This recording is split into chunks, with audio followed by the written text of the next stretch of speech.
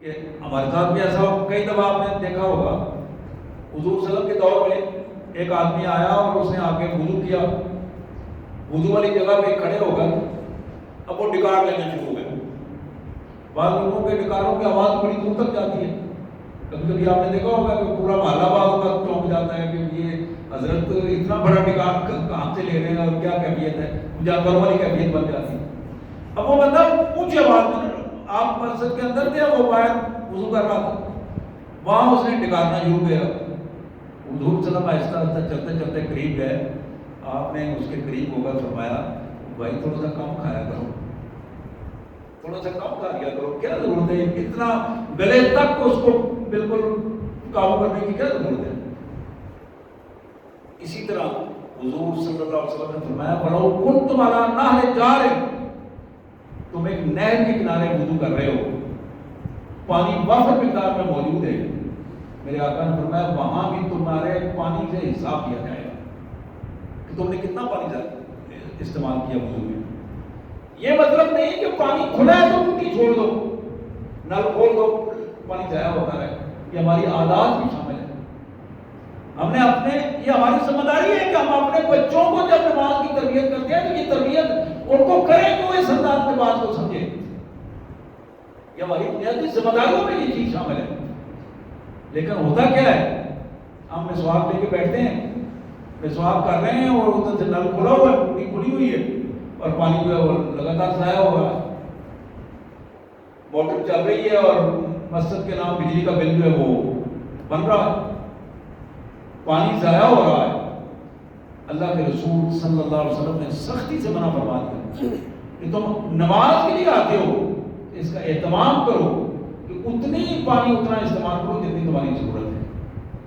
اور آج کے دور میں اگر پانی کی قیمت پوچھنی ہو تو فلسطین والوں سے پوچھیں، انہیں جہاں ایک ایک گھونٹ کی قیمت کئی کئی جانیں دے کر ان کے اس کو بدلہ دینا پڑ رہا ہے اور وہ لے رہے ہیں اس وقت۔ اور ہر دور میں پانی کی قیمت تو اسی طرح نہیں ہے، لیکن ضائع کرنے والے بھی اسی انداز میں لاکھوں اور ہزاروں کی تعداد میں رہے ہیں۔ تو میں یہ عرض کر رہا تھا کہ نماز کی ایک ایک کیفیت، اس کی طہارت ہے، وضو ہے، مسجد کے اندر آنا ہے، پھر مسجد کے آداب کی پوزیشن ہے۔ ہم بعض اوقات اس بات کو بھی اہمیت نہیں دیتے، اور اہمیت نہ دیتے ہوئے مسجد میں بعض اوقات شور و غل ہوتا ہے۔ یہ اطمینان کی جگہ ہے، اس اطمینان کی جگہ پر اللہ کے رسول صلی اللہ علیہ وسلم نے فرمایا کہ تمہاری مساجد اللہ کے لیے وقف ہیں، مساجد اللہ کے لیے وقف ہیں، اپنی ان مساجد پر یہ بات لکھواؤ، مساجد میں لوگوں کو، آنے والوں کو بتاؤ کہ وَأَنَّ الْمَسَاجِدَ لِلَّهِ فَلَا تَدْعُوا مَعَ اللَّهِ أَحَدًا، مسجدیں اللہ کے لیے ہیں، اللہ کے ساتھ ملا کر کسی کو یہاں شریک بنانے کی ضرورت نہیں۔ مسجدیں اللہ کے لیے ہیں اور اللہ کی عبادت کے لیے کسی دوسرے کی یہاں عبادت جائز نہیں ہے۔ تو میرے پیارے بھائیوں، جتنا زیادہ ہم اس پہ غور کرتے چلے جائیں گے اتنا زیادہ ہمیں یہ بات نظر آنا شروع ہو جائے گی کہ کامیابی کے جو ذرائع ہیں، قد افلح من تزکا، کامیابی کے جو ذرائع ہیں ان میں دو بڑے ذرائع ہیں، ایک اللہ کے کلمے کو بلند کرنا اور دوسرا نماز کو پرفیکٹ بنانا۔ وہ نظریہ ہے اور یہ عمل ہے۔ اسی طرح اللہ فرماتے ہیں بل تؤثرون الحیات الدنیا، تمہاری حالت کیا ہے، بجائے اس کے کہ تم اللہ کے کلمے کو بلند کرنے کے لیے نکلو، تم اپنے کلمے بلند کر رہے ہوتے ہو، اللہ کے کلمے نہیں، اپنے کلمے بلند کر رہے ہوتے ہو، اپنی پروجیکشن شروع ہوتی ہے۔ اللہ کی ذات کو ترجیح دینے کی بجائے تم اپنے برادری کو ترجیح دے رہے ہوتے ہو، اپنی ذات کو ترجیح دے رہے ہوتے ہو۔ تو اقبال مرحوم نے اس حوالے سے بڑی خوبصورت بات کہی تھی کہ حضور اکرم صلی اللہ علیہ وسلم کی قبر مبارک پر ایک بڑا پریشان حال بندہ پریشانی کے عالم میں یہ بات کہہ رہا تھا، غضب ہے یہ مرشدان خود بھی، خدا تیری قوم کو بچائے، بگاڑ کر تیرے مسلموں کو یہ اپنی عزت بنا رہے ہیں، بگاڑ کر یہ تیرے مسلموں کو اپنی عزت بنا رہے ہیں۔ مساجد میں 4 گھنٹے 5 گھنٹوں کا شور و غل ہونا، اور پھر اس میں کبھی خطیب صاحب کی پروجیکشن ہے، کبھی مولوی صاحب کی پروجیکشن ہے، کبھی انتظامیہ کی پروجیکشن ہے، تو ایک ایسا پہلو کہ یہ بت بنا کر ان بتوں کو پوجنے والی کیفیت بن جاتی ہے۔ تو یہاں اس پوزیشن کو، مساجد کو اللہ کے لیے وقف کیا جائے اور اپنی ساری صلاحیتیں اس میں لگائی جائیں کہ اللہ کی عبادت اور اللہ کی رضا کے علاوہ اور یہاں کوئی دوسرا پہلو نہ ہو۔ حدیث مبارک میں نے تلاوت کی تھی، کئی دفعہ آپ نے اس حدیث مبارک کو سنا ہے، میں ترجمہ اس کا کرتا ہوں، آپ اندازہ کریں گے۔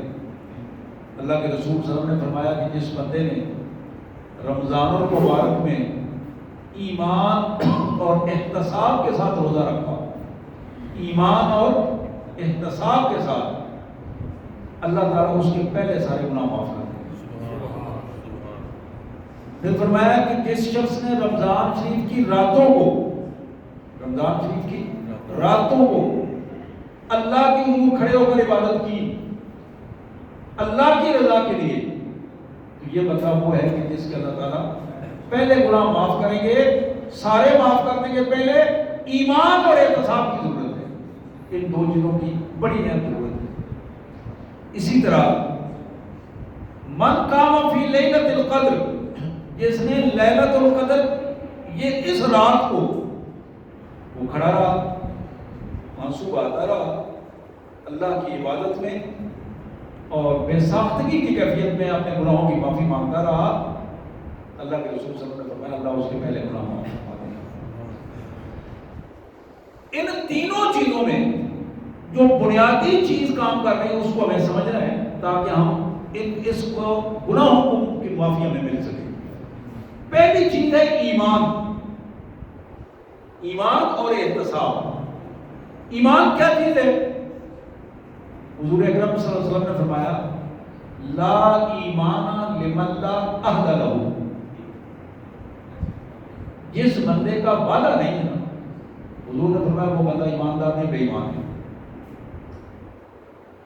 ایک شرط یہ ہے جو بندہ وعدہ پورا نہیں کرتا، وعدے کرتا چلا جاتا ہے، جھوٹ بولتا چلا جاتا ہے، بلکہ اب تو یہ دجالیت کے دور میں بڑا بدتمیزی کا جملہ بولتے ہیں کہ وعدہ تو ہوتا ہی توڑنے کے لیے، وہ وعدہ ہی کیا جو وفا ہو جائے۔ یہ شیطانی اور دجالی الفاظ ہیں جنہوں نے ہماری اسلام کی روایات کو پریشان کرنے کی کوشش کی ہے۔ اللہ کے رسول صلی اللہ علیہ وسلم نے فرمایا کہ جس بندے کا وعدہ نہیں ہے، لا ایمان لمن لا عہد لہ، جس بندے کا وعدہ نہیں ہے اس بندے کا ایمان نہیں، وہ بندہ بے ایمان ہے۔ اب ایک آدمی وعدہ خلاف ہے، وہ بے شک روزہ رکھتے رہے، وہ رات کو عبادت کرتا رہے، اس کے روزے اور عبادت جب وہ ایمان ہی پورا نہیں ہوگا تو اس کو گناہ کیسے معاف ہوں گے؟ گناہوں کی معافی کے لیے ایمان کا ہونا ضروری ہے، لیکن اس کی وعدہ خلافی نے ایمان کو چٹ کر دیا، رگڑا لگا دیا ایمان کا۔ اسی طرح اللہ کے رسول صلی اللہ علیہ وسلم نے فرمایا لا ایمان لمن لا امانت لہ، جو بندہ دیانتدار نہیں ہے اس کا بھی ایمان نہیں ہے۔ یہ ذرا ذہن میں رکھیں، یہ الفاظ میرے نہیں ہیں، یہ الفاظ محمد رسول اللہ صلی اللہ علیہ وسلم کے۔ جس بندے کے اندر امانت داری نہیں ہے، دیانت داری نہیں ہے، اس بندے کا ایمان نہیں ہے۔ اب یہ دیانت داری روپے پیسے کی بھی ہے، یہ زمین کی بھی دیانت داری ہوتی ہے جو بٹ جا رہی ہے نا درمیان سے، اس کو ہم کئی کسی کے ساتھ اپنی طرف تھوڑا تھوڑا موڑ لیتے ہیں، حالانکہ بات کوئی نہیں ہوتی، انچ 2 انچ 4 انچ کی بات کوئی نہیں ہوتی، لیکن آپ کو معلوم ہے کہ اس پہ قتل ہو جاتے ہیں کئی نسل در نسل، صرف اس بات میں کہ انہوں نے بندہ جو ہے وہ لاپر لیا ہے، چھوٹا کر دیا ہے، اس نے آپ کو کہا آدھا میرا تھا میں نے کر دیا، آدھا تمہارا، ان چکروں۔ بددیانتی کی یہ بھی ایک مثال ہے، بڑی بری مثال ہے۔ مجھے یاد ہے یہاں ہمارے شہن آباد میں ایک بزرگ تھے، فوت ہو گئے، اللہ تعالیٰ مغفرت فرمائے۔ مجھے ان کے ایک رشتہ دار نے بتایا کہ وہ حاجی صاحب سے آپ کے بڑے اچھے تعلقات ہیں اور بڑا احترام کرتے ہیں آپ کا۔ تو میں ان کا وہ نواسا تھا، ان کا ہماری وہ بات نہیں مانتے۔ حاجی صاحب نے فلاں بندے کی 8 کنال زمین دبائی ہوئی ہے، اگر آپ ان کو ذرا تھوڑا توجہ دلا دیں تو میں چاہتا ہوں کہ وہ زمین واگزار ہو جائے اور حاجی صاحب کے کھاتے میں نہ جائے، اللہ کے حضور صاف ہو جائے۔ میں نے اس کو پوری کہانی سن کے چلا گیا حاجی صاحب کے پاس، میں نے بات کی ان سے۔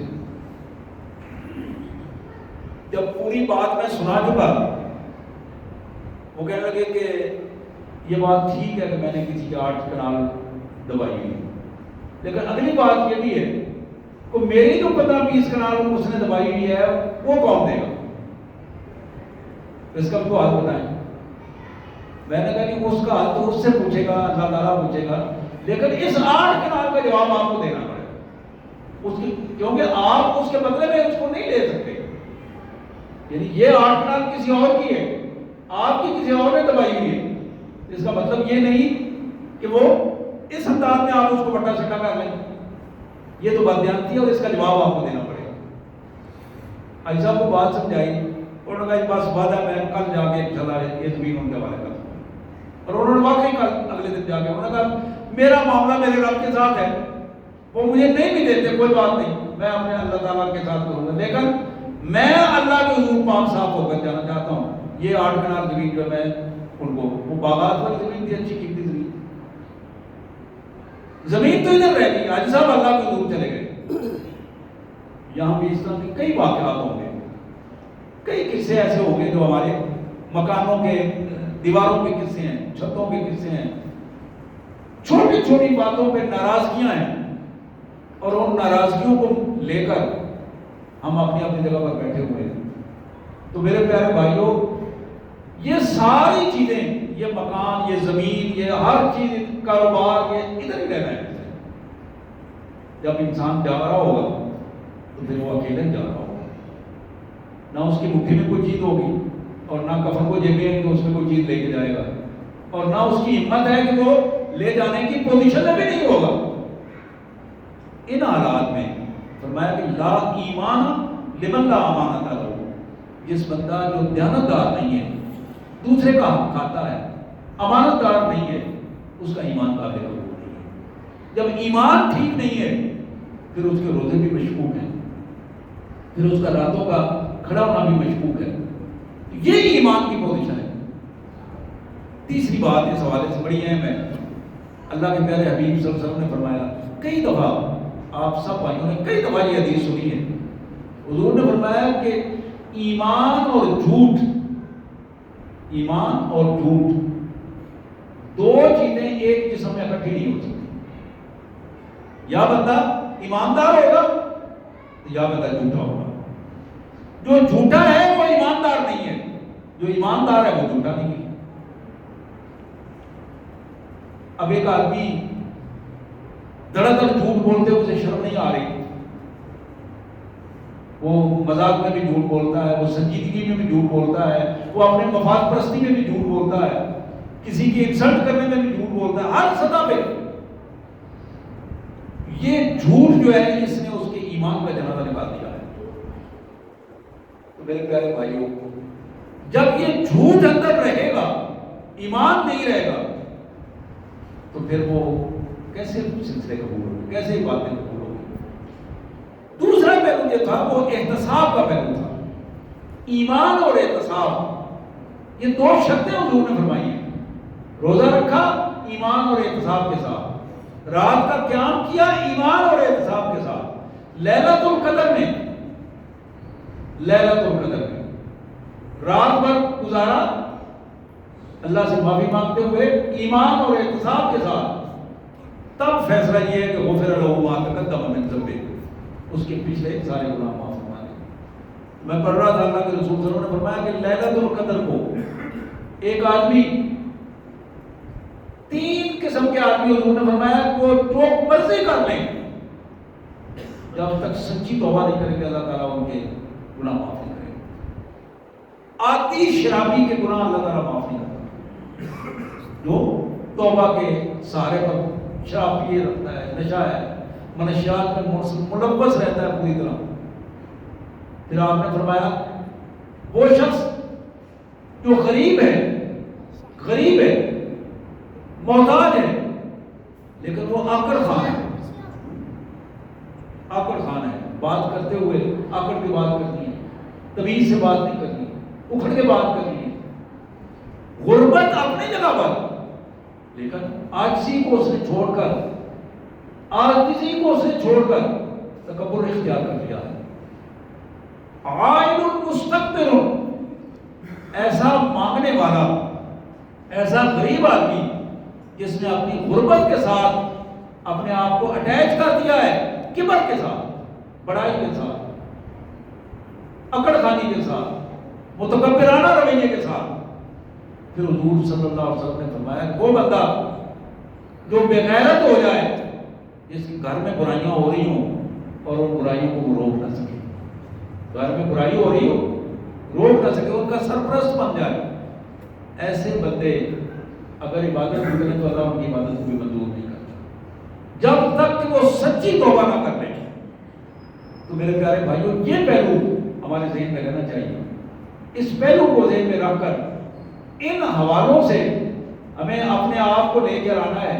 ایمان تب اللہ کے حضور کا قبول ہوگا جس کی بنیادوں میں یہ برائیاں نہیں ہوں گی۔ دوسرا پہلو تھا احتساب کا۔ احتساب کا مطلب ہوتا ہے جائزہ لینا۔ اس کا دوسرا مطلب ہے اللہ سے اجر لینے کی توقع رکھنا۔ ان دونوں صورتوں میں کہ بندہ اللہ کے حضور جائزہ لے رہا ہے، ایک چیز کو پیش کر رہا ہے، ایک قدم اٹھا کر پیش کر رہا ہے، یا اللہ میں نے یہ قدم بھی تیری رضا کے لیے اٹھایا ہے، تیرے گھر کی طرف جا رہا ہوں، زبان کھولی ہے تو تیری رضا کے لیے، نظر کھلی ہے تو تیری رضا کے لیے، الہ العالمین مجھے معاف کر دینا۔ اب وہ بندہ جب اللہ کے حضور معافیاں مانگ رہا ہے، دل سے معافی مانگ رہا ہے، اللہ کے رسول صلی اللہ علیہ وسلم نے فرمایا کہ یہ احتساب اس کے لیے اجر کا باعث بنے گا اور اس کے پہلے گناہوں کی معافی کا سبب بنے گا۔ تو میرے پیارے بھائیوں، آج کیا ہمارا پوری کی پوری یہ گفتگو اس میں جو بنیادی چیز کام کر رہی ہے وہ یہی کر رہی ہے کہ دین کے حوالے سے جب بھی ہم نے کوئی کام کرنا ہے اس میں ایمان ضروری ہے اور احتساب ضروری ہے۔ یہ دو چیزیں اگر ہمارے یہاں درست انداز میں پائی جاتی ہیں تو پھر ہم پورے اطمینان کے ساتھ اس کو اچھے انداز میں لے سکتے ہیں۔